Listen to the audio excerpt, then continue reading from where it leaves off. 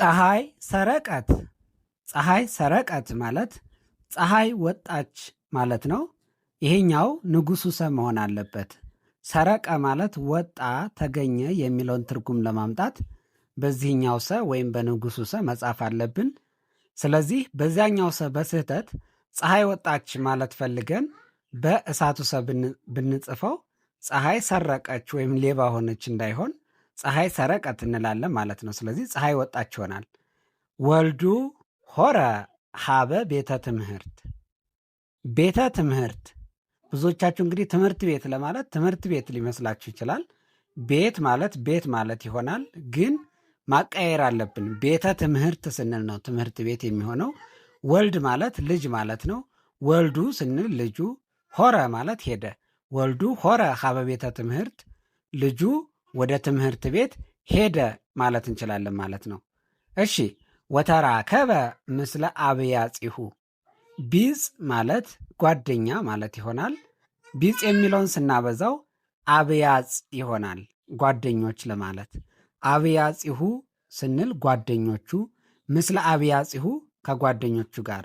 ወተራከበ ምስለ አብያጺሁ ከጓደኞቹ ጋር ተገናኘ። ተራከበ ስንል ያው ተገናኘ፣ መገናኘት የሚለውን ያሳያል ማለት ነው። ስለዚህ ወተራከበ ምስለ አብያጺሁ። ወለጠ መልበሶ ወይም መልበሶ ወለጠ። ወለጠ ማለት ቀየረ ማለት ነው። መልበስ ወይም ልብስ ብለን ልብስ ማለት እንችላለን። መልበሶ ስንል ልብሱን ማለት እንችላለን።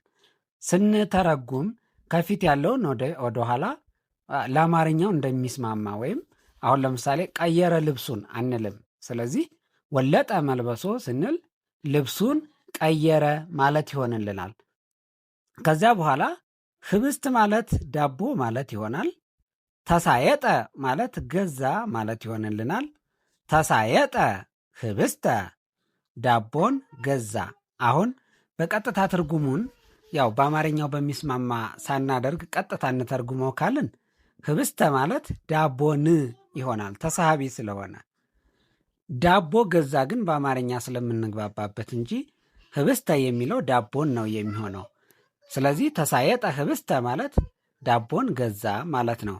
እንግዲህ ለሀግዕዝ አዲስ የሆናችሁ ቤታችንን ፎሎ ብታደርጉና ካሁን በፊት የተለቀቁ ቪዲዮዎችን ብትመለከቱ ብዙ ትምህርቶችን ታገኛላችሁ።